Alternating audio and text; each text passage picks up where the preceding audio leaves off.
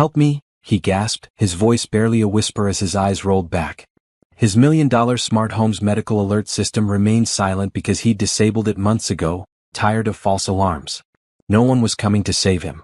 Amara Johnson had been standing outside his penthouse door for 10 minutes, building up courage to ring the bell. The 26-year-old certified nursing assistant clutched her worn leather portfolio containing her resume and certifications. She'd been unemployed for 3 months after losing her last job when her elderly patient passed away.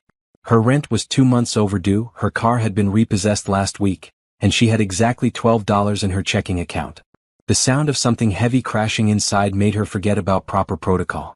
She tried the door handle and found it unlocked. Without hesitation she burst inside. "Sir, can you hear me?" Amara rushed to Jonathan's side, immediately assessing his condition. His lips were turning purple and his breathing was labored. She'd seen this before during her years working in emergency care. Jonathan tried to push her away with his weak arms, but she ignored his protests. "You're choking and having an allergic reaction. I need to help you right now." She quickly positioned herself behind his wheelchair and performed the modified Heimlich maneuver for wheelchair users. After 3 compressions, a chunk of undissolved protein powder expelled from his throat. His breathing improved slightly, but she could see he was still in distress. "Where's your EpiPen?" she demanded, scanning the room quickly. Jonathan pointed weakly toward a kitchen drawer with trembling fingers.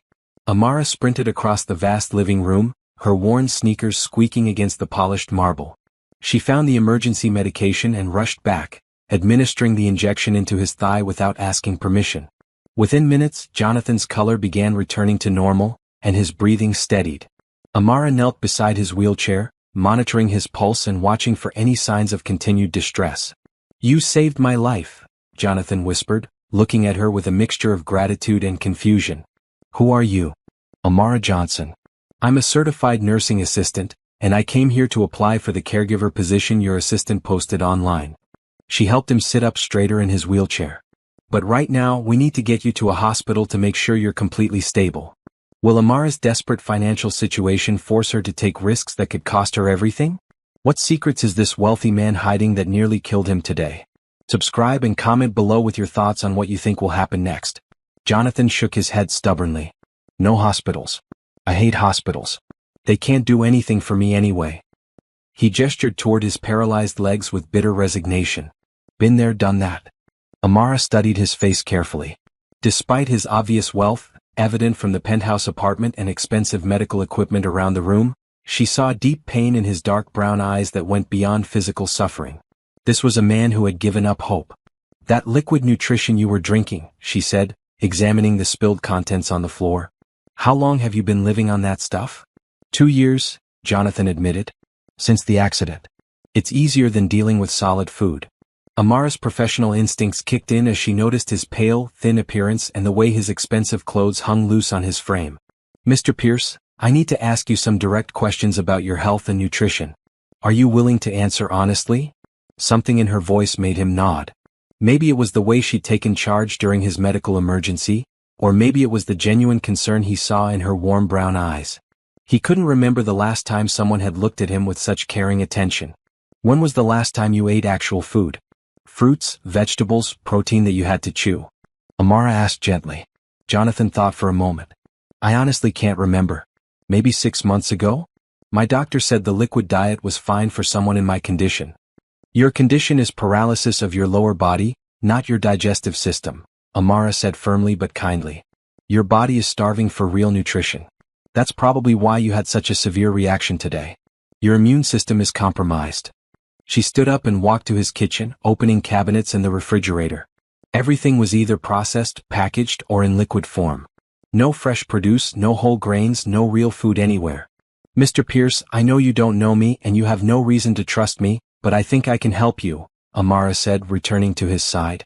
"Not just as a caregiver, but as someone who understands nutrition and healing." Jonathan studied her face. She was beautiful in a natural way that his usual crowd of artificial socialites could never match. Her skin glowed with health, and her athletic build suggested she practiced what she preached about wellness.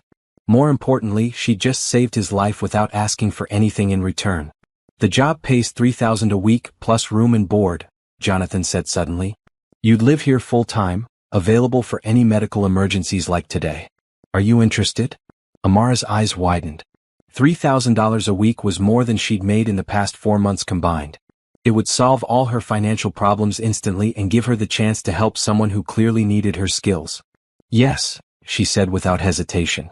When do I start? Right now, Jonathan replied. But I have to warn you, I'm not an easy patient. I don't like change, I don't like being told what to do, and I definitely don't like people trying to fix me. Amara smiled for the first time since entering his apartment. Mr. Pierce, I'm not here to fix you. I'm here to help you remember that you're still alive and that your life still has value. Sometimes that's the first step toward healing. As she helped him transfer from his wheelchair to the couch so she could clean up the mess from his medical episode, Amara couldn't shake the feeling that this job was going to be much more complicated than she'd initially thought. The way Jonathan looked at her, the sadness in his eyes, and the obvious neglect of his health all suggested there were deeper issues at play. But she needed this job desperately, and something told her that Jonathan needed her just as much. For the first time in months, Amara felt like she had a purpose again. I'll need to go get my things, she said, already making mental lists of the changes she wanted to implement in his care routine. Take my car, Jonathan said, tossing her the keys to his Mercedes. The black one in the parking garage. Spot number 1. Amara caught the keys, still hardly believing her change in fortune. A few hours ago, she'd been worried about how to pay for bus fare. Now she was being trusted with a luxury vehicle and offered more money than she'd ever dreamed of making. As she prepared to leave, Jonathan called out to her. Amara, thank you for saving me today and for saying yes to this job. I know it won't be easy. Mr. Pierce, she said, pausing at the door, the best things in life are never easy. They're just worth it. The next morning, Amara arrived at Jonathan's penthouse with 2 suitcases and a box of her nursing supplies. She'd spent the night in her old studio apartment, which she could finally afford to keep for another month thanks to her new job. The relief of financial security had given her the best night's sleep she'd had in weeks. Jonathan was already awake when she let herself in with the key he'd given her. He sat in his wheelchair by the floor-to-ceiling windows, staring out at the city below. The morning light revealed just how thin and pale he'd become, confirming her suspicions about his poor nutrition. Good morning, Amara said cheerfully, setting down her belongings. How are you feeling after yesterday? Like I got hit by a truck, Jonathan replied without turning around. But alive thanks to you. Amara began unpacking her supplies in the kitchen, organizing medications and nutritional supplements she'd brought from home. I'd like to start by taking your vital signs and getting a complete health history. When was your last physical exam? 6 months ago. Dr. Williams said everything was fine considering my condition. Jonathan finally turned his wheelchair around to face her. Look, Amara, I need to be clear about something. I hired you for emergency medical care, not to overhaul my entire lifestyle. I understand, Amara said, pulling out her blood pressure cuff. But part of emergency care is prevention. If we can improve your overall health, you'll have fewer emergencies to deal with. She approached him with the confidence of someone who'd handled difficult patients before. May I check your blood pressure? Jonathan nodded reluctantly, extending his arm. As she wrapped the cuff around his bicep, he noticed how gentle but efficient her touch was. Most medical professionals treated him with either excessive pity or clinical detachment. Amara treated him like a normal person who happened to need medical care. 140/90, she announced, frowning. That's high. Are you taking any blood pressure medication? No. Dr. Williams said it was probably just stress from the adjustment to my new life. Jonathan's voice carried a bitter edge when he mentioned his condition. Amara made notes in the medical chart she'd created for him. Stress can definitely contribute to high blood pressure, but poor nutrition makes it worse. When did you start the all-liquid diet? Right after I got out of the hospital. Eating solid food seemed pointless when I couldn't feel most of my body anyway. Jonathan watched her write, curious about her thorough approach. You're very different from the other caregivers I've had. How many have you had? Amara asked, moving to check his temperature. 7 in the past 2 years. They never lasted more than a few weeks. Why not? Jonathan was quiet for a moment. I'm not easy to work with. I get frustrated, I push people away, and I don't follow medical advice very well. Amara finished taking his temperature and sat down across from him. Mr. Pierce, can I share something with you? He nodded, intrigued by her serious tone. I've worked with a lot of patients who felt like giving up. People who thought their lives were over because of illness or injury. The ones who recovered weren't necessarily the ones with the best prognosis. They were the ones who found something worth fighting for. And what am I supposed to fight for? Jonathan asked, his voice challenging.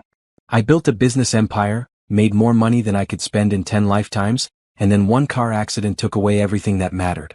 I can't walk, I can't play sports, I can't even have a normal relationship with a woman. What's left? Amara looked at him steadily. That's not for me to decide. But I can tell you that your body is capable of much more healing than you think. Spinal cord injuries aren't always permanent, especially if you give your nervous system the right nutrition and stimulation. The doctor said I'd never walk again, Jonathan said flatly. Doctors said a lot of things that turned out to be wrong. Medical knowledge changes every day. Amara pulled out her tablet and showed him several research articles she'd bookmarked. Look at these studies on nerve regeneration, spinal cord recovery, and the role of nutrition in neurological healing. Despite himself, Jonathan found himself leaning forward to read the screen. The articles discussed cases of partial and even complete recovery from spinal cord injuries, particularly when patients followed aggressive nutrition and physical therapy protocols.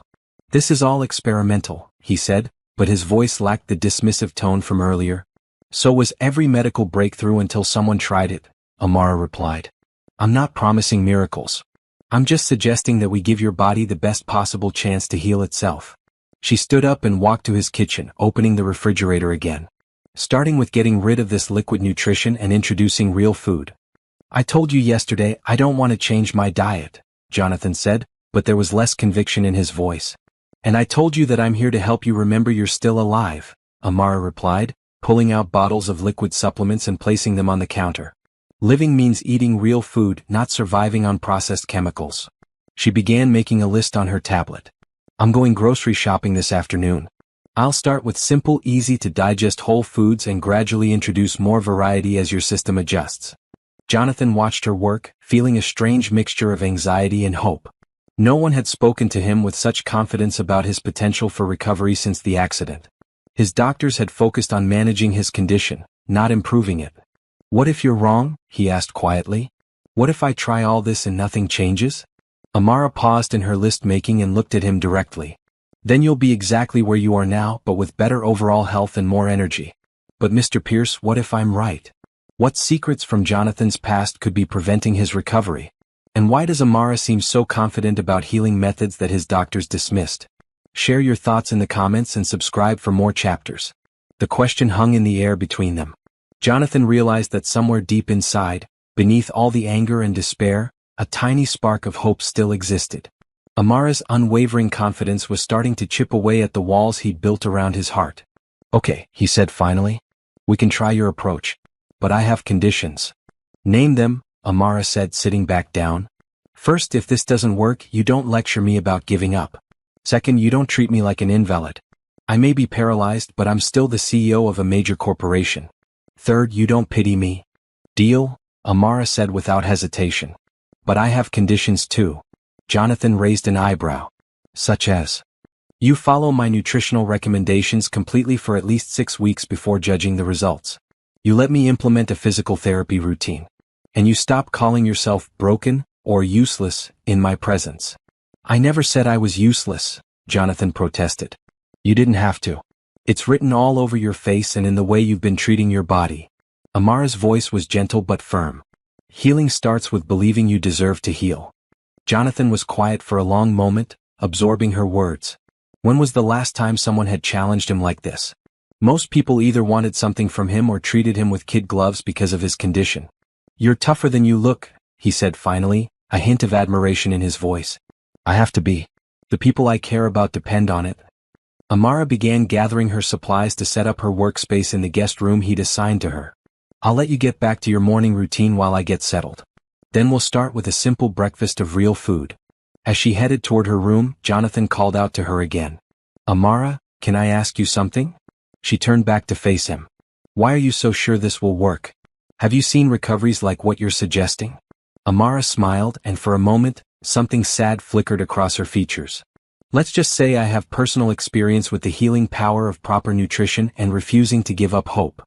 She disappeared into her room, leaving Jonathan with more questions than answers. There was clearly more to his new caregiver than met the eye. But for the first time in 2 years, he found himself genuinely curious about another person and cautiously optimistic about his future.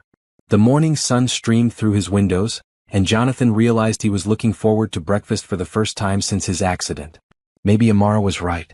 Maybe it was time to start living again instead of just surviving. 3 days into Amara's employment, the kitchen had transformed from a sterile medical station into something resembling an actual place where food was prepared. Fresh vegetables filled the refrigerator, whole grain bread sat on the counter, and the smell of real cooking had replaced the antiseptic scent of liquid supplements. Jonathan sat at his dining table, staring suspiciously at the plate Amara had set before him. Scrambled eggs with spinach, whole grain toast with avocado, and fresh strawberries looked nothing like the beige liquid he'd grown accustomed to consuming. "This looks like actual food," he said as if that were a complaint. "That's because it is actual food," Amara replied, sitting down across from him with her own plate. "Your body needs protein to rebuild muscle, healthy fats for nerve function, and antioxidants to reduce inflammation." Jonathan picked up his fork reluctantly. "What if I can't keep it down? I haven't eaten solid food in so long." "Then we'll start with smaller portions and build up gradually. But your body is designed to digest real food, Mr. Pierce. It's been starving for proper nutrition." Amara took a bite of her eggs, watching him carefully. "Try just one bite." He cut a small piece of the scrambled eggs and chewed slowly. The texture felt strange after years of liquid nutrition, but the taste was incredible. He'd forgotten how much he used to enjoy food before the accident changed everything about his life. "It's good," he admitted, sounding surprised. "Of course it's good. Food is one of life's great pleasures. There's no reason you should have to give that up because of your injury." Amara smiled encouragingly as he took another bite. "How does your stomach feel?" "Fine actually. Better than fine." Jonathan found himself eating with more enthusiasm than he'd felt about anything in months. I'd forgotten what real food tastes like.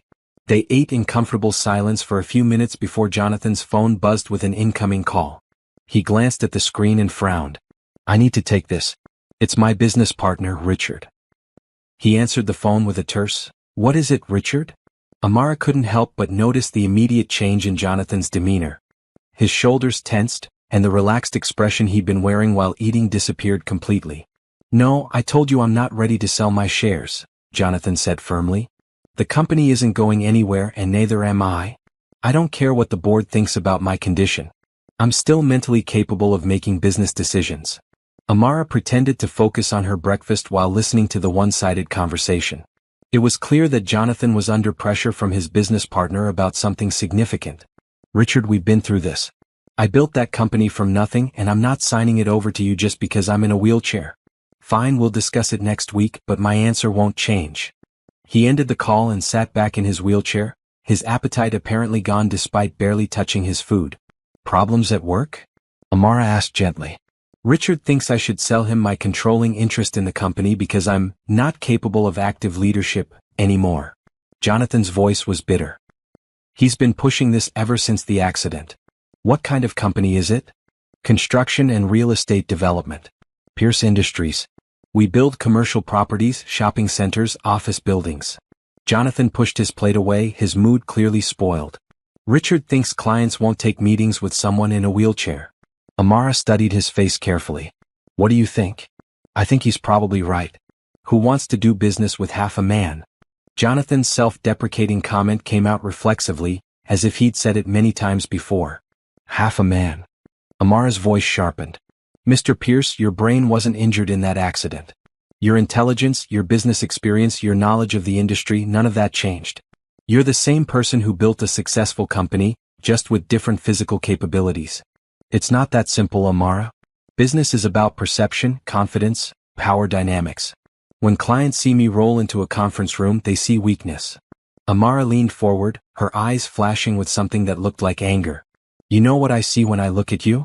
I see someone who survived a traumatic accident and kept his company profitable while dealing with a major disability. That takes more strength than most people will ever need to show." Jonathan was taken aback by the intensity of her response. "You don't understand the business world." "You're right, I don't. But I understand people, and I understand that you're letting fear make your decisions for you." Amara stood up and began clearing the table. "You're so worried about how others perceive your wheelchair that you're giving up everything you worked for." "I'm being realistic." "You're being a coward." The words hung in the air like a challenge. Jonathan felt a surge of anger at her bluntness, but underneath it was something else. When was the last time someone had spoken to him so directly, without tiptoeing around his condition. "Excuse me?" His voice was dangerously quiet. "You heard me." Amara continued cleaning up, seemingly unaffected by his reaction. "You've decided that your life is over because you can't walk. You've given up on your health, your company, and probably any chance at personal happiness. That's not realistic, Mr. Pierce. That's cowardly.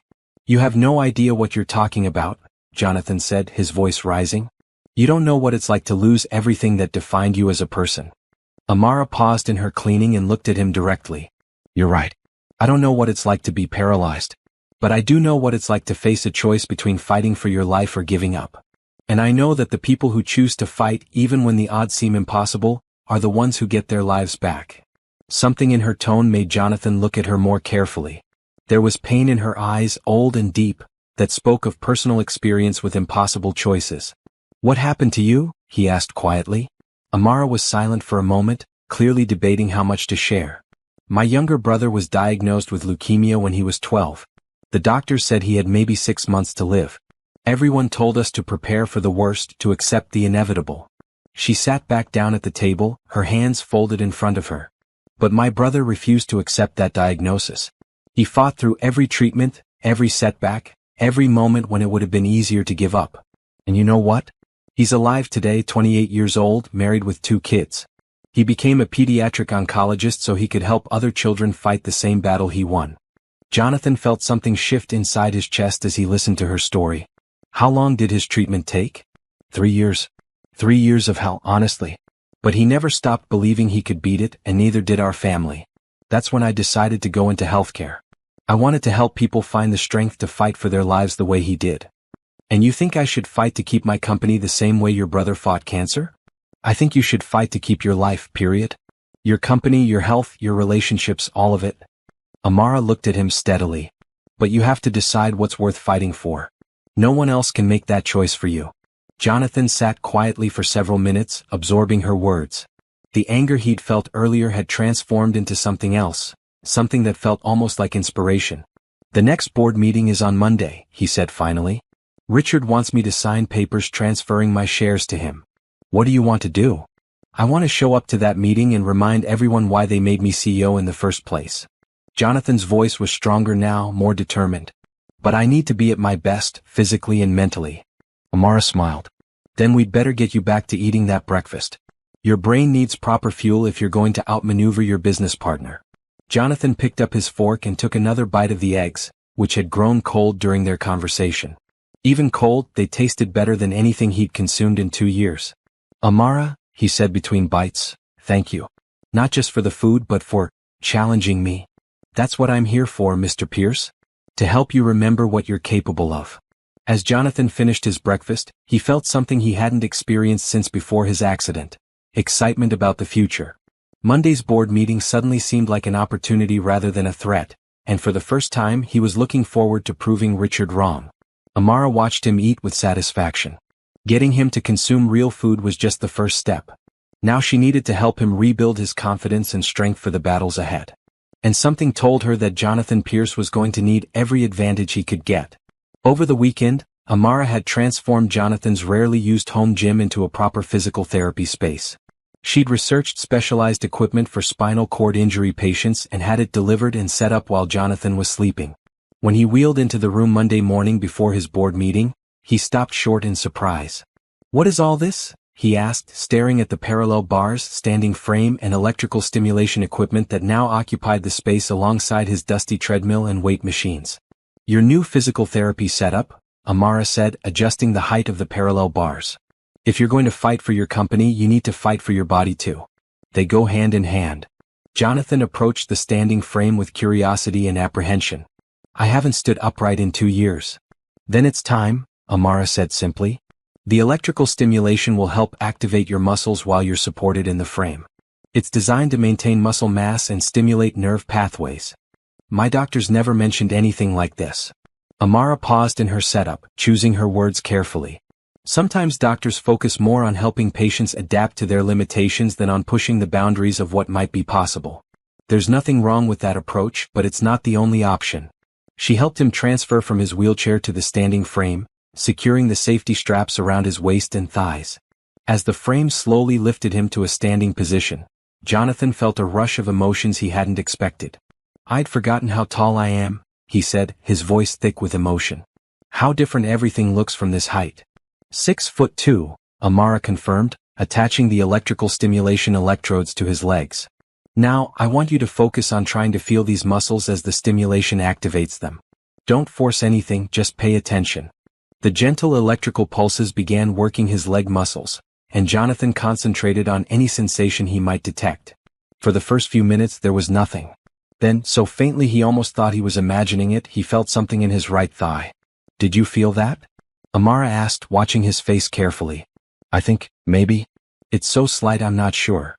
"That's more than you felt last week," she said encouragingly. "Sensation often returns before movement. We're going to do this every day, gradually increasing the intensity and duration." As Jonathan stood supported in the frame, Amara moved around the room, organizing his medical files and making notes about his therapy plan.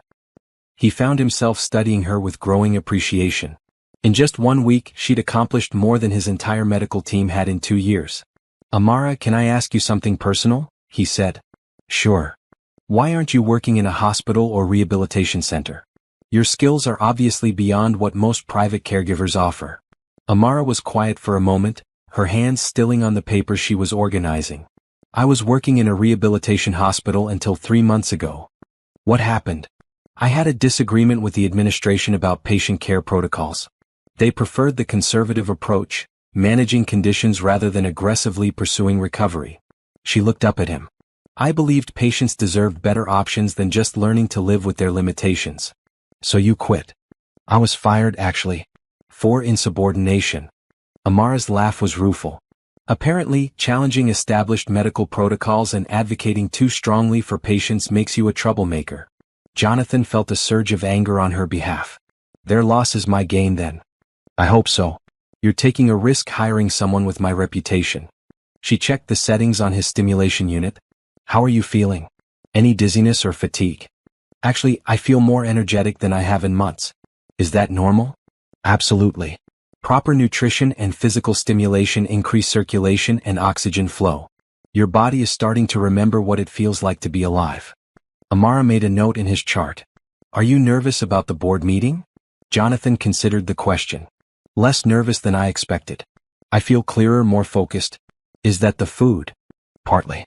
But I think it's also because you've decided to stop being a victim and start being a fighter again."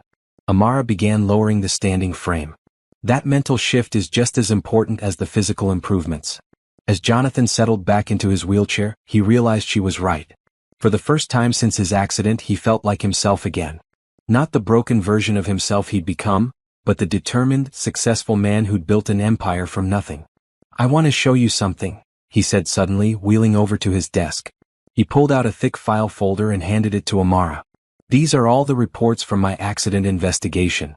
Amara opened the folder and scanned the police reports, insurance documents, and witness statements. "You've kept all this?" "Something about it never sat right with me. The police said I fell asleep at the wheel and ran off the road, but I wasn't tired that night. I don't drink, I wasn't on any medications that would cause drowsiness." Jonathan's voice grew more intense as he spoke. "I remember driving home from a late meeting with Richard. We'd been discussing a major expansion project. The next thing I remember is waking up in the hospital 3 days later." Amara read through the witness statements carefully. "This report says there were no other vehicles involved, no evidence of mechanical failure. But look at this." She pointed to a photograph of his car. "The damage pattern doesn't look consistent with a single vehicle accident." "That's what I thought too. But the police closed the case, the insurance company paid out, and everyone told me to focus on my recovery instead of dwelling on the past." "What kind of expansion project were you discussing with Richard that night?" Jonathan hesitated for a moment. "A major commercial development downtown. It would have doubled our company's value overnight. But it required a significant investment, and we disagreed on the financing approach." "What kind of disagreement?" "Richard wanted to bring in outside investors who would basically take over the company. I wanted to fund it ourselves, maintain control." Jonathan's expression darkened. "The night of my accident, I told him absolutely not. We were going to do it my way or not at all." Amara felt a chill run down her spine as she looked at the accident photos again. Mr. Pierce, have you ever considered that your accident might not have been an accident? You mean someone deliberately caused it? Jonathan's voice was skeptical. That sounds like a conspiracy theory. Maybe. But you said yourself that something didn't feel right. And if Richard stood to gain control of the company through your incapacitation? Amara let the implication hang in the air. Jonathan was quiet for several minutes, processing the possibility she'd raised. Even if that were true, what could I do about it now? There's no proof and the case is closed. There might be proof if we knew where to look for it. Modern cars have computer systems that record data before crashes. Cell phone records, security cameras, financial records showing who might have benefited from your accident. Amara closed the file folder. The question is, do you want to know the truth? Yes, Jonathan said without hesitation. But first, I need to get through today's board meeting. I need to show Richard and everyone else that I'm still capable of running my own company. Amara nodded approvingly. One battle at a time. But Mr. Pierce, if we're going to investigate this properly, you need to be careful. If someone was willing to hurt you once to get control of your company, they might try again if they think you're getting too close to the truth. Are you suggesting I'm in danger? I'm suggesting we both need to be cautious. But I'm not backing down, and I hope you won't either. Amara helped him transfer back to his regular wheelchair. Now let's get you ready for that board meeting. You're going to remind everyone why you're the CEO. As Jonathan prepared for the most important meeting of his post-accident life, he couldn't shake the feeling that Amara had opened a door he'd been afraid to walk through. The possibility that his accident wasn't random changed everything. If Richard had orchestrated his injury to steal the company, then every day of pain and despair Jonathan had endured was built on a lie. But first he had a company to save. The investigation could wait until after he'd proven that Jonathan Pierce wasn't going anywhere. The board meeting had been a complete success. Jonathan arrived in his best suit, looking healthier and more alert than he had in 2 years, thanks to Amara's nutritional program. He'd presented a comprehensive plan for the downtown development project that impressed even his critics on the board. Richard's proposal to buy out Jonathan's shares was voted down unanimously. You were incredible in there, Amara said as they drove home from the office building. The way you commanded that room, no one was thinking about your wheelchair. They were thinking about your vision for the company. Jonathan felt a satisfaction he hadn't experienced since before his accident. I'd forgotten what it felt like to be respected for my mind instead of pitted for my condition. Richard didn't look too happy when the board rejected his proposal. No, he didn't. In fact, he seemed almost panicked when I announced we were moving forward with the original development plan. Jonathan glanced at Amara as she drove. I keep thinking about what you said yesterday about the accident not being random. Have you decided whether you want to pursue it? Yes, but I'll need help. I can't exactly conduct a covert investigation from a wheelchair without attracting attention. Amara smiled. Good thing you hired someone who's naturally curious and has time to do research. That evening, they spread the accident files across Jonathan's dining room table and began a systematic review of every document. Amara had brought her laptop and was cross-referencing the official reports with news articles and public records from the time of the accident. Look at this, she said, pointing to a financial document. 3 days after your accident, Richard took out a substantial loan against his shares in the company. Why would he need cash so quickly? Jonathan studied the bank statement she'd found in his files. I don't know. Our company was profitable. He shouldn't have needed outside financing for anything. Unless he owed money to someone and needed to pay them back quickly. Amara made a note on her legal pad. What about this witness statement? Mrs. Chen said she saw your car swerve suddenly as if avoiding something, but there's no record of what that something might have been.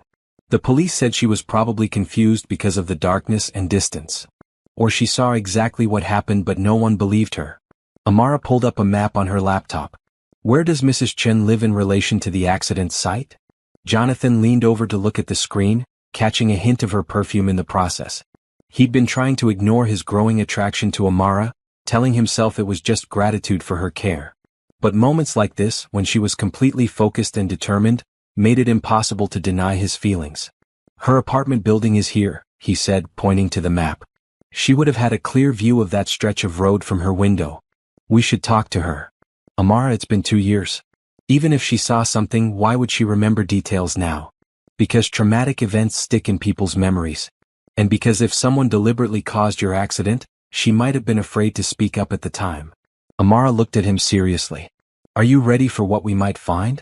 If Richard was involved, it means someone you trusted tried to destroy your life. Jonathan was quiet for a moment, absorbing the weight of that possibility. I need to know the truth, whatever it is. They spent the next hour mapping out a plan to investigate the accident systematically. Amara would interview Mrs. Chen while Jonathan was at work, avoiding suspicion. She would also research Richard's financial situation around the time of the accident and look into the backgrounds of everyone who stood to benefit from Jonathan's incapacitation. There's something else we should consider, Amara said as they finished organizing their research. If Richard was desperate enough to arrange an accident, he might be desperate enough to try something else if he thinks we're getting close to the truth. You mean we could be in danger? I mean we should be careful. No confronting him directly until we have solid evidence. No letting him know we suspect anything. Amara closed her laptop. And maybe we should consider that your recent improvement might make him nervous all by itself. Jonathan felt a chill at the implication. Because if I'm getting stronger, I'm less likely to sell him the company. Exactly. Which means our investigation isn't just about justice for the past. It might be about preventing something from happening in the future. As they cleaned up their research materials, Jonathan found himself studying Amara's face in the lamplight. She'd come into his life as a caregiver, but somewhere along the way she'd become so much more. She believed in his recovery when no one else did, challenged him when he needed pushing, and now she was willing to help him seek the truth about the worst night of his life. Amara, he said as she gathered her papers, why are you doing all this? The investigation, I mean. It's not part of your job description. She paused in her organizing and looked at him directly. Because you deserve the truth. Because no one should have their life stolen from them and just accept it. And because. She hesitated as if deciding whether to say something more. Because what? Because I care about what happens to you. More than I probably should, professionally speaking. The admission hung in the air between them, charged with possibility and complication. Jonathan felt his heart rate increase as he processed her words. Amara, I need you to know that I care about you too. More than I should, given our working relationship. She smiled, but there was something sad in her expression. Jonathan, we should probably focus on the investigation right now. Sorting out our personal feelings can wait until after we figure out what really happened to you. He nodded, understanding her caution but feeling disappointed nonetheless. You're right. First the truth, then everything else. First the truth, she agreed. But I want you to know that there will be an everything else to talk about when this is over.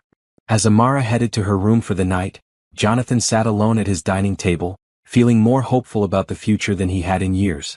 Not just because of the potential answers they might find about his accident, but because of the possibility that when the investigation was over, he and Amara might explore the connection that was clearly growing between them. For the first time since his accident, Jonathan was looking forward to tomorrow. And the day after that. And all the days that might come after they uncovered the truth about what had really happened that night 2 years ago.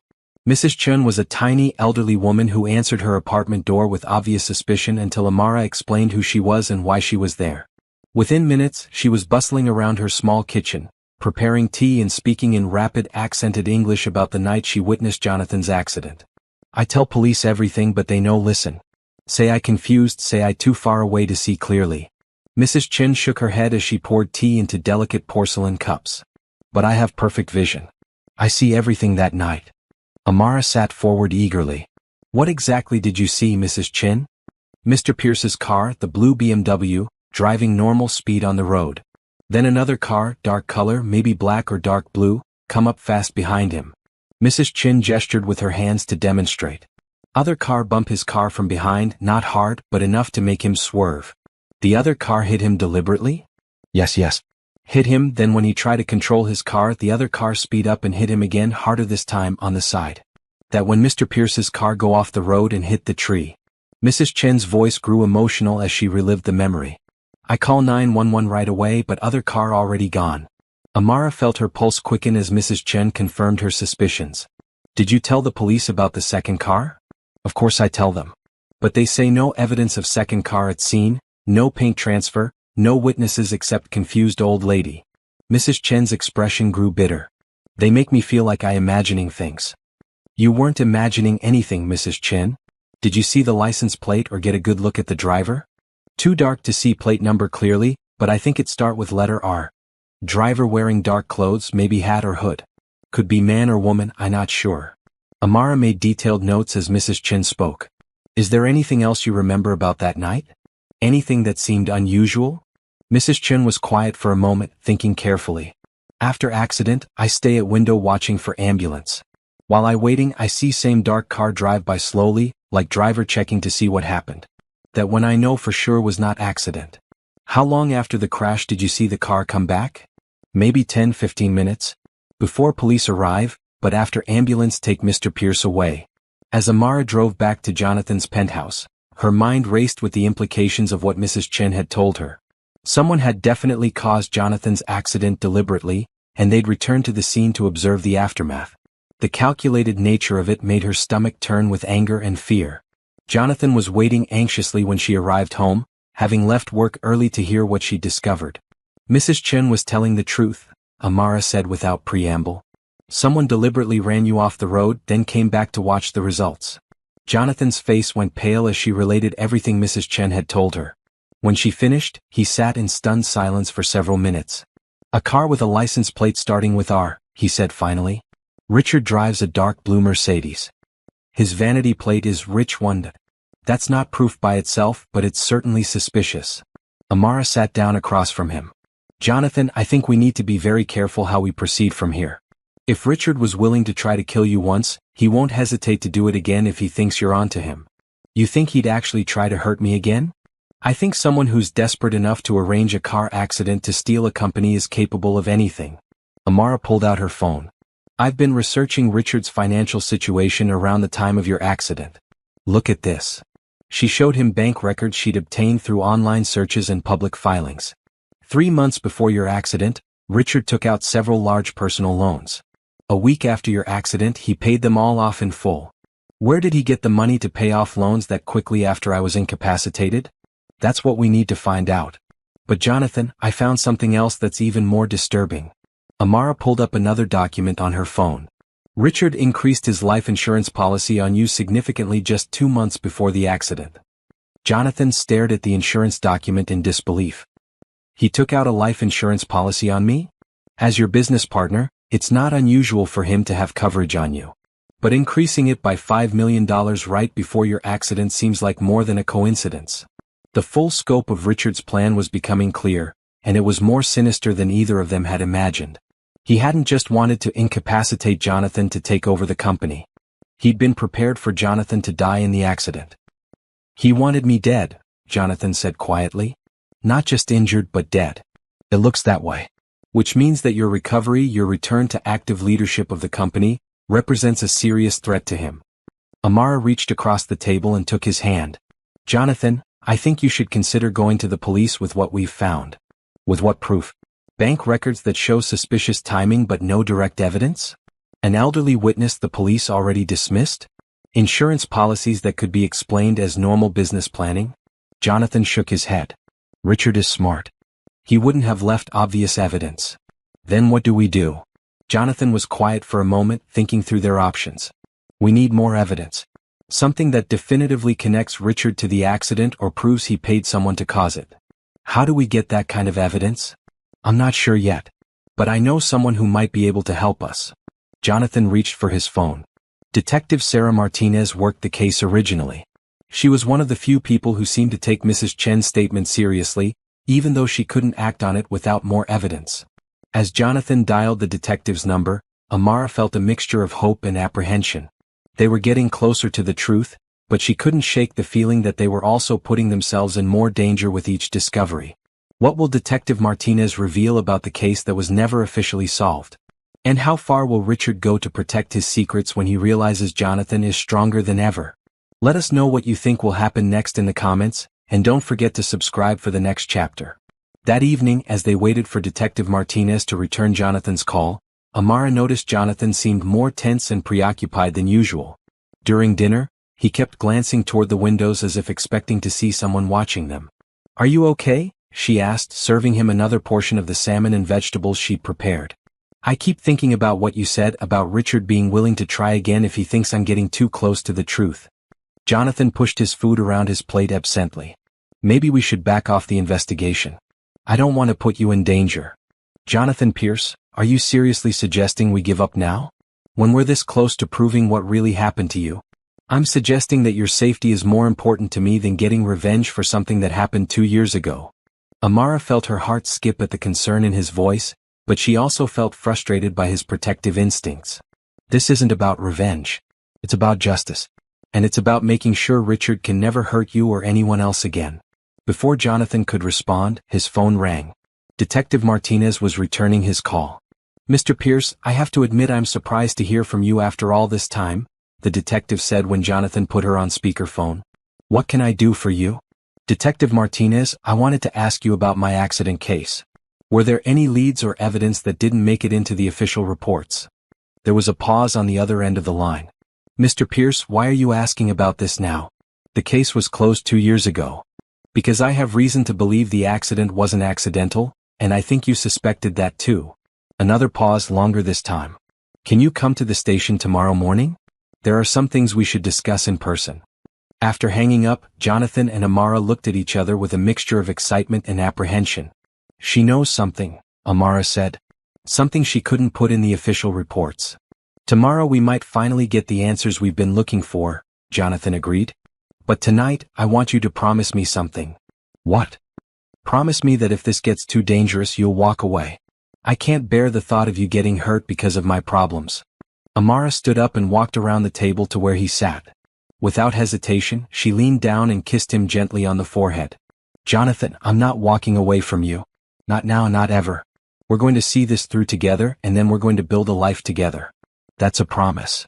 As she headed to her room, Jonathan sat alone at the dinner table, feeling overwhelmed by the depth of his feelings for her.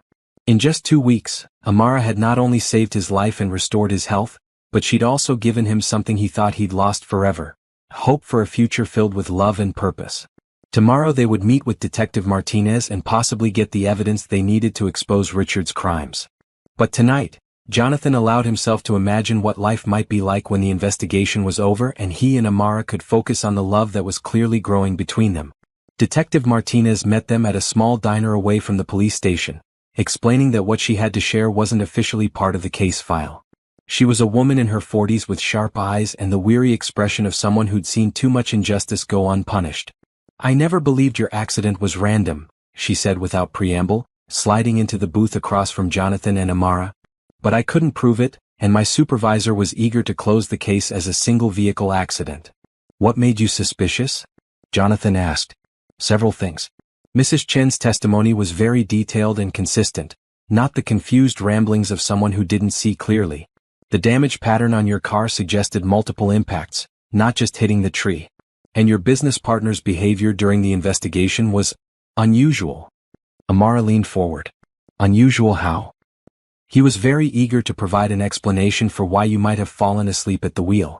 Kept suggesting you'd been stressed, working long hours, maybe taking sleeping medication. Detective Martinez pulled out a small notebook. Most people in his position would have been asking questions, wanting to know what happened. Richard seemed more interested in providing answers. Did you investigate him at all? Informally, yes. I looked into his finances, his whereabouts that night, his relationship with you. What I found was interesting but not prosecutable. Detective Martinez opened her notebook and showed them copies of documents she'd gathered. Richard had significant gambling debts that were coming due around the time of your accident. He owed money to some very dangerous people, the kind who don't accept payment plans. Jonathan stared at the financial records. I had no idea he was gambling. High-stakes poker games, apparently. He was in deep enough that his life was potentially in danger if he didn't pay up quickly. The detective continued. The night of your accident, Richard claimed he was home alone after your business meeting. No alibi, no witnesses to his whereabouts. But you couldn't prove he was involved in causing the accident? No physical evidence, no witnesses who could identify him as the driver of the second vehicle. Even Mrs. Chen couldn't positively identify him. Detective Martinez closed her notebook. But Mr. Pierce, I want you to know that I've kept this case file active in my personal records. If new evidence ever surfaced, I'd be ready to reopen the investigation. Amara pulled out her phone and showed the detective the insurance and financial documents she'd gathered. Would this constitute new evidence? Detective Martinez studied the information carefully, her expression growing more interested with each document. This is very compelling. The timing of the insurance increase, the loan payoffs immediately after the accident, the pattern of financial desperation followed by sudden solvency. Is it enough to bring charges? It's enough to get a warrant to search his financial records more thoroughly. If we can find evidence that he paid someone to cause the accident, or if we can trace the money he used to pay off his debts. The detective trailed off, then looked directly at Jonathan. Are you prepared for what reopening this case might involve? It won't be quiet or private. Richard will know you're investigating him. Jonathan looked at Amara, who nodded encouragingly. Detective Martinez, I want justice. Whatever the cost. Then give me a few days to present this information to my supervisor and see if we can get official approval to reopen the case. Detective Martinez stood to leave. In the meantime, be very careful. If Richard realizes you're on to him, he might decide to finish what he started 2 years ago. As they drove home, Jonathan felt a mixture of vindication and apprehension. After 2 years of wondering if he was imagining things, he finally had confirmation that his suspicions were justified. How do you feel? Amara asked, glancing at him as she drove. Angry, relieved, scared, hopeful. Jonathan watched the city pass by outside the window. Mostly, I feel ready to get my life back completely. Speaking of getting your life back, we need to talk about your physical therapy progress. Amara's voice took on her professional tone. You've been showing remarkable improvement over the past 2 weeks. I've noticed. Yesterday in the standing frame, I definitely felt sensation in both legs. And this morning when I was transferring from my wheelchair to the shower chair, I swear I felt my right leg try to support some weight. Amara smiled. I've been documenting everything.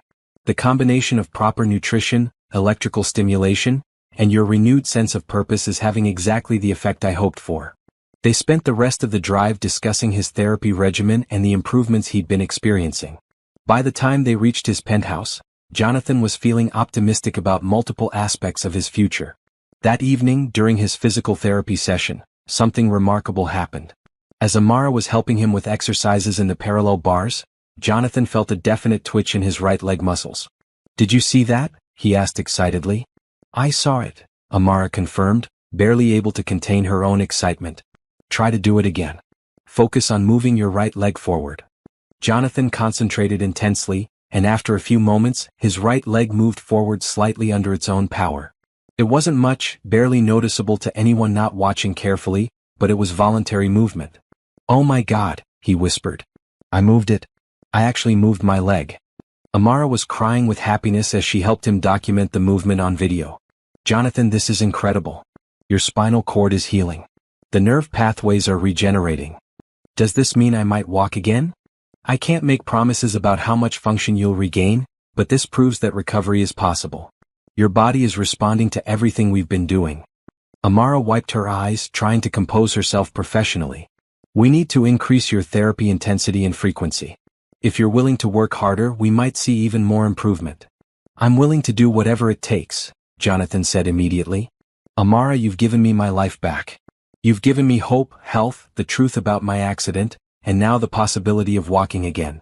You've given me something too, she said softly. What? A reason to believe in love again. A future I never thought I'd have. Amara moved closer to him, her eyes reflecting the depth of her feelings. Jonathan, I know we said we'd wait until after the investigation to talk about our personal relationship, but I can't wait any longer. Neither can I, he admitted. Amara, I'm in love with you.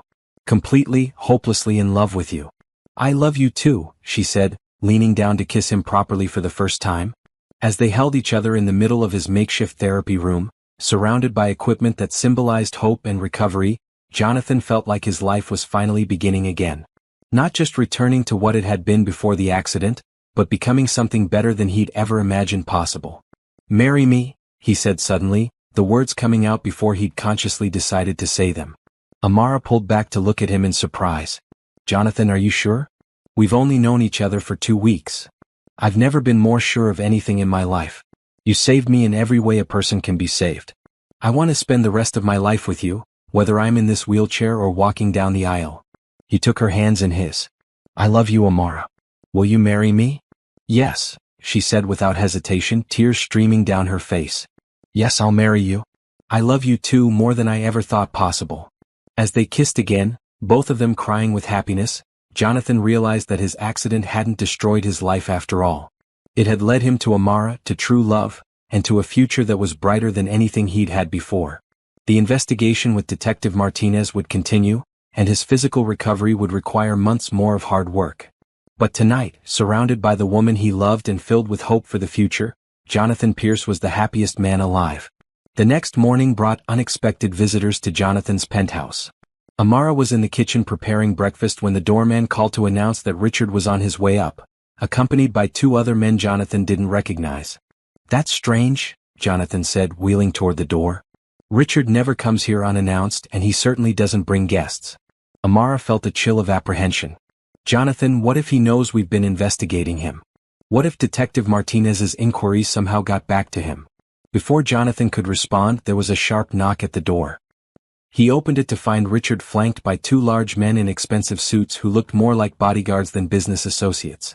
"Richard, this is unexpected," Jonathan said, trying to keep his voice neutral. "Who are your friends?" "Business associates," Richard replied curtly, pushing past Jonathan into the apartment. "We need to talk." The two men followed Richard inside, their eyes scanning the room with professional alertness. Amara noticed one of them paying particular attention to the exits and windows. "Amara, isn't it?" Richard said, his tone falsely pleasant. "Jonathan's new nurse. I hear you've been quite helpful with his recovery." "I'm his physical therapist and caregiver, yes," Amara replied carefully, moving closer to Jonathan's wheelchair. "Excellent. Perhaps you could give us some privacy for a business discussion." Richard's smile didn't reach his eyes. "I'm sure you have other duties to attend to." "Actually, Amara stays," Jonathan said firmly. "She's involved in all aspects of my care and recovery. Anything you have to say to me, you can say in front of her." Richard's expression hardened slightly. "Very well. Jonathan, I'm here because I've heard some disturbing rumors. Rumors that you've been asking questions about your accident, making wild accusations about what happened that night." Jonathan felt his heart rate increase but kept his voice steady. "I have no idea what you're talking about, Richard." "Don't lie to me," Richard snapped, his facade of civility dropping completely. "I know you've been talking to Detective Martinez. I know you've been digging into financial records and interviewing witnesses." One of Richard's companions stepped forward slightly, and Amara noticed the bulge of what looked like a weapon beneath his jacket. Her nursing training had taught her to remain calm in crisis situations, but she'd never faced anything like this. "Richard, even if I have been asking questions, that's my right," Jonathan said. "If there's something you want to tell me about what happened that night, now would be a good time." Richard laughed, but there was no humor in it. "What happened that night is that you had an accident. A tragic, random accident that left you paralyzed and unable to run our company effectively. Everything that's happened since then has been the natural consequence of your incapacity. Including you trying to force me to sell my shares? Including me trying to save a company that you're no longer capable of leading." Richard began pacing around the room, his agitation increasing. "Do you have any idea how much money we've lost because of your condition? How many deals have fallen through because clients don't want to work with a cripple?" Amara stepped forward angrily. "Don't you dare use that word about him." "Ah, the devoted nurse defending her patient," Richard said mockingly. "Tell me, Amara, has Jonathan told you about his little obsession with proving his accident was intentional? Has he shared his paranoid theories about being deliberately targeted?" "What I've shared with Amara is my business," Jonathan interjected. "Richard, what do you want? Why are you really here?" Richard stopped pacing and faced Jonathan directly. "I'm here to make you an offer. A very generous offer for your shares in the company. More generous than what I proposed to the board last week. I'm not interested in selling. I think you should reconsider. Especially given your recent improvements." Richard's eyes moved to the physical therapy equipment visible through the open door of the gym. "I understand you've been making remarkable progress with your recovery. Standing, even showing signs of muscle movement in your legs." Jonathan and Amara exchanged a look of alarm. How did Richard know about the details of his physical therapy? "You've been watching us," Amara accused. "I've been keeping an eye on my business partner's condition, yes. It's my responsibility to the company to understand Jonathan's capabilities." Richard's tone was matter-of-fact. "And what I've observed is that Jonathan is making a recovery that his doctors said was impossible." "That's good news, isn't it?" Jonathan asked, though he already suspected where this conversation was heading. "It would be if it didn't complicate things so significantly." Richard pulled out a contract from his briefcase. "This is an offer to purchase your shares for $50 million. More than fair market value. I told you I'm not selling. You haven't heard the alternative yet." Richard nodded to his two companions who moved closer to Jonathan and Amara. The alternative is that you have another accident.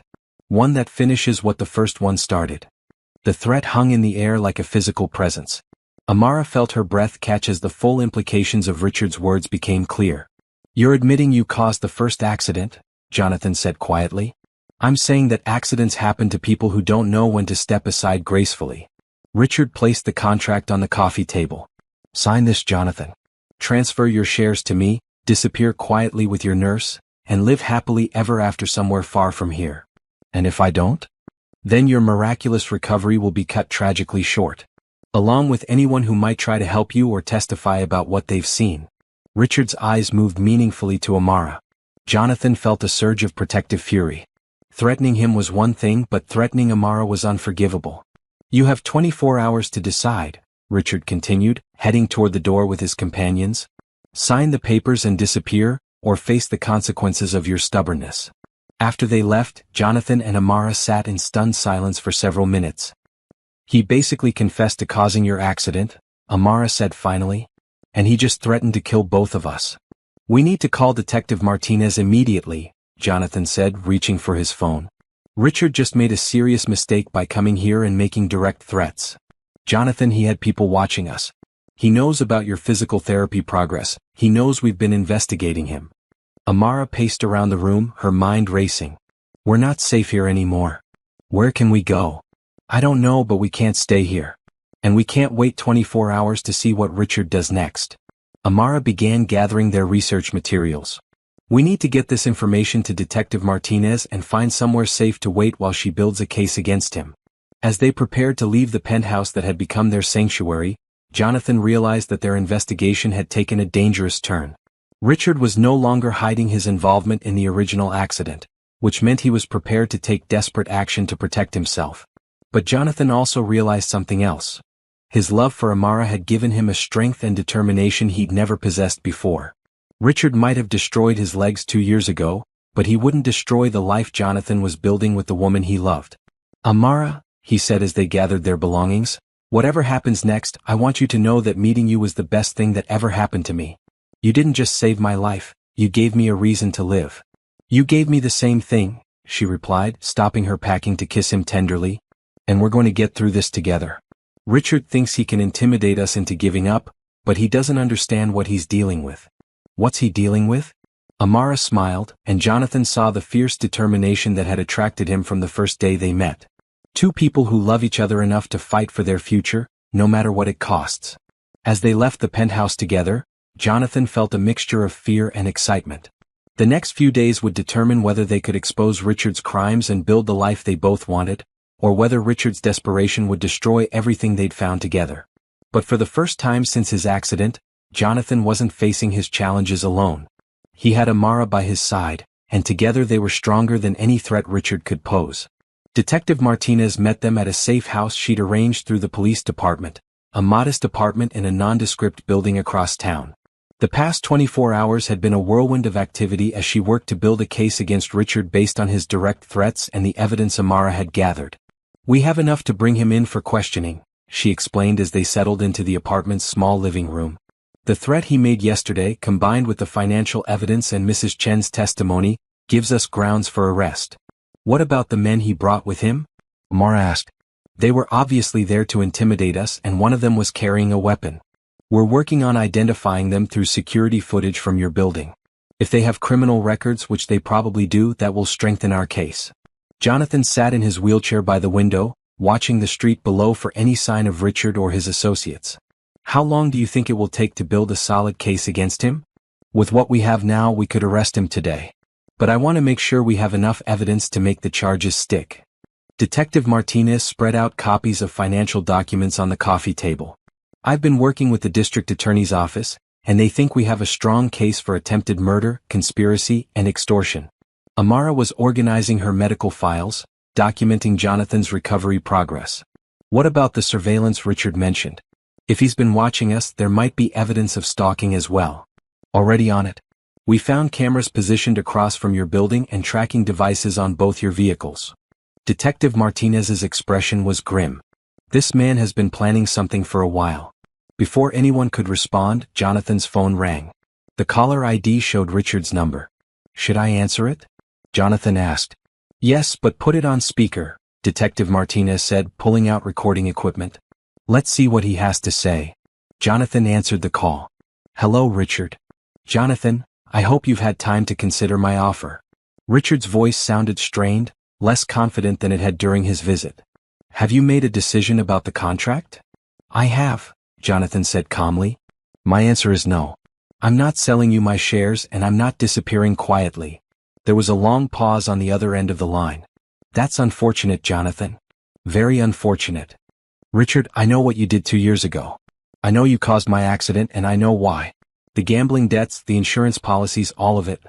"You can't prove any of that," Richard replied, but his voice betrayed his panic. "Actually, we can.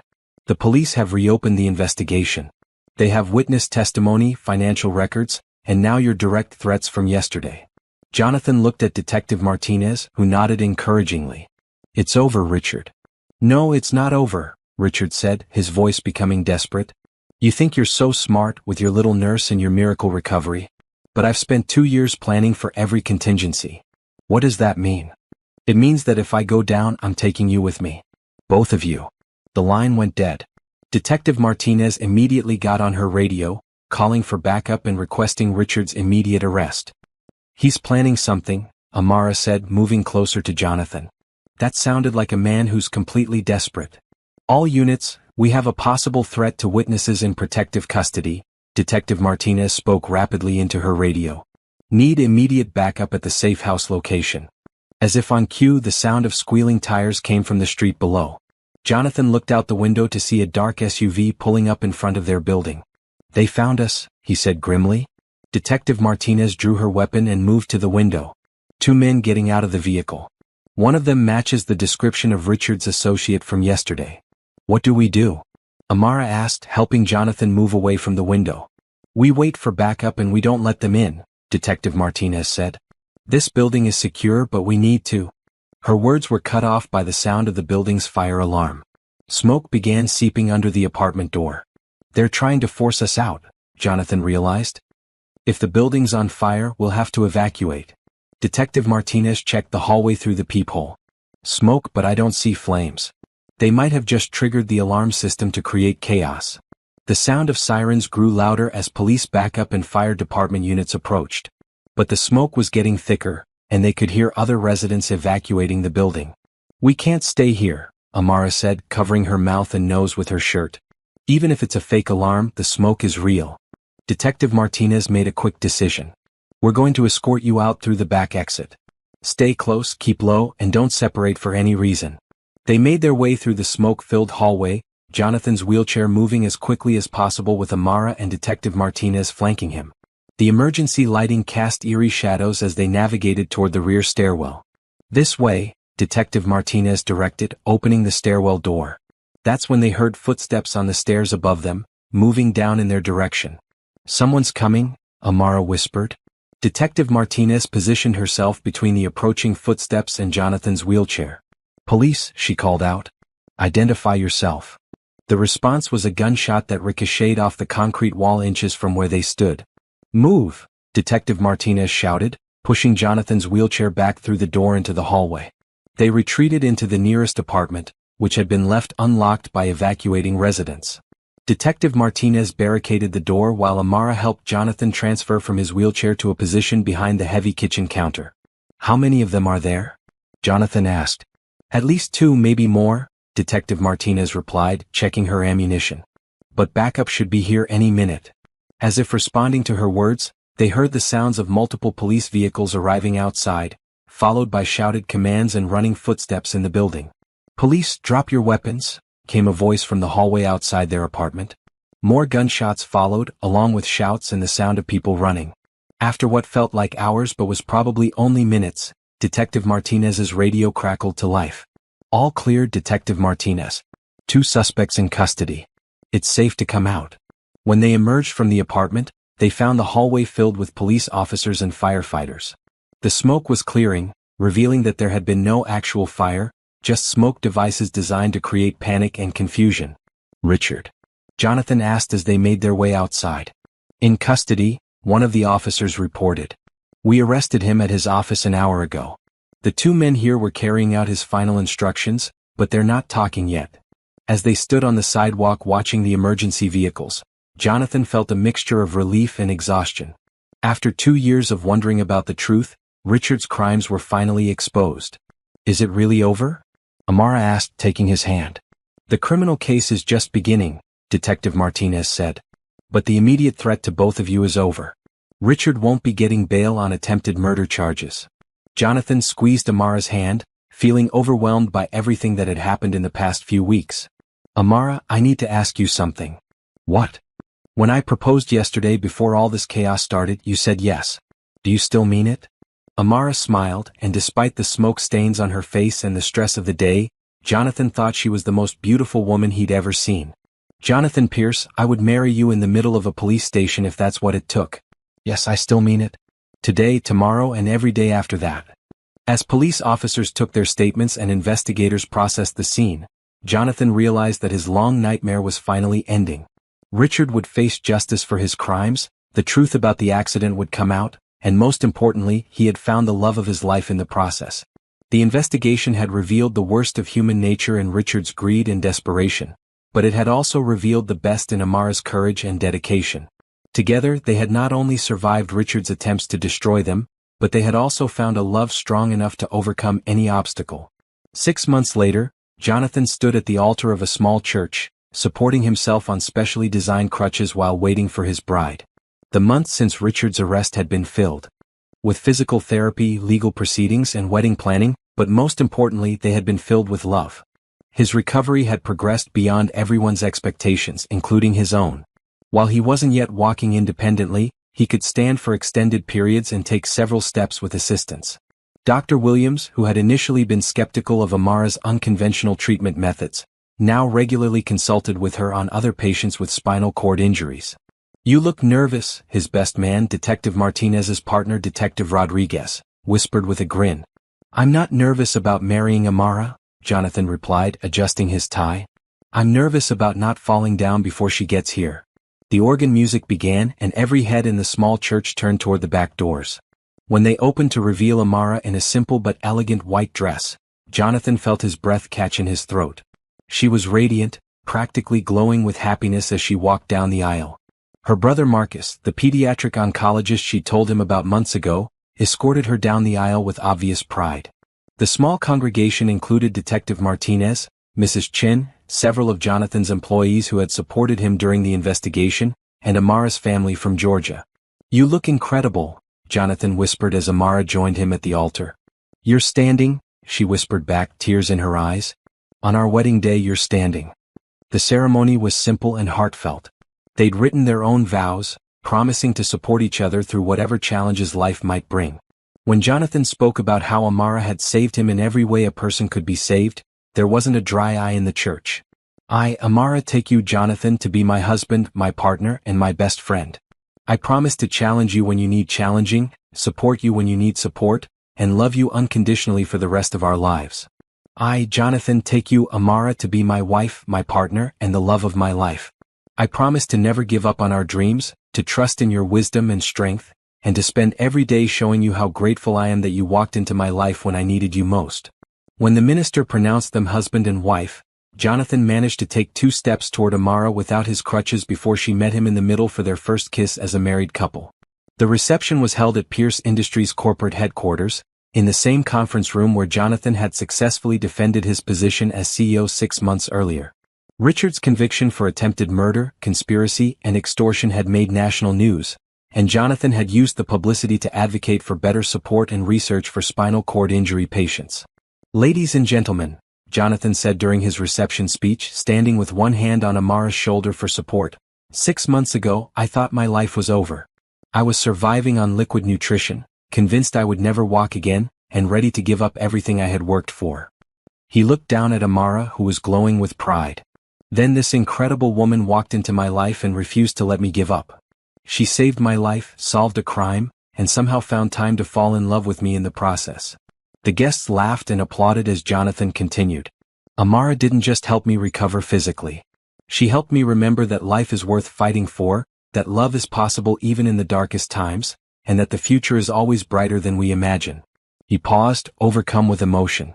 Today I can stand on my own 2 feet for the first time in over 2 years. But more importantly, today I married my best friend, my partner, and the woman who taught me that healing begins with hope. As the evening wound down, Jonathan and Amara found themselves alone on the building's rooftop garden, looking out over the city lights.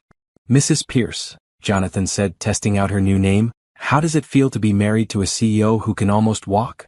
"It feels perfect," Amara replied, settling into his lap as he sat in his wheelchair. "Though I have to admit, I fell in love with you when you were completely wheelchair-bound, so the walking thing is just a bonus." "What do you think our future holds?" Jonathan asked, wrapping his arms around her. "I think we're going to continue your recovery until you're walking independently. I think we're going to expand your company's charitable foundation to fund spinal cord research. I think we're going to have a couple of beautiful children who inherit your determination and my stubbornness." Amara smiled. "And I think we're going to be ridiculously happy together for the next 50 years. "Only 50 years? Well, after that we'll have to see how we feel." As they sat together under the stars, Jonathan reflected on the journey that had brought them to this moment. Richard's betrayal had nearly destroyed him, but it had also led him to Amara. His accident had taken away his ability to walk, but it had given him something more valuable, the knowledge that he could overcome anything with the right person by his side. 3 months later, Amara's prediction about their future began coming true when she discovered she was pregnant with their first child. Jonathan's recovery continued progressing, and by the time their daughter was born, he was walking with only a cane for support. They named her Hope, because she represented everything good that had come from the darkest period of their lives. As Jonathan held his newborn daughter for the first time, standing beside Amara's hospital bed without any assistance, he realized that his definition of success had completely changed. Success wasn't about building the biggest company or making the most money. Success was about this: holding his wife's hand while she slept peacefully after giving birth to their child, knowing that they had built a life together based on love, trust, and the unwavering belief that anything was possible. Richard was serving a 15-year prison sentence, his gambling debts and desperate choices having cost him everything. But for Jonathan and Amara, the end of that nightmare had been just the beginning of their love story. As he looked down at baby Hope sleeping in his arms, Jonathan whispered a promise that he intended to keep for the rest of his life. "Your mommy and daddy are going to make sure you grow up knowing that love can overcome anything, that family is everything, and that there's always hope for a better tomorrow."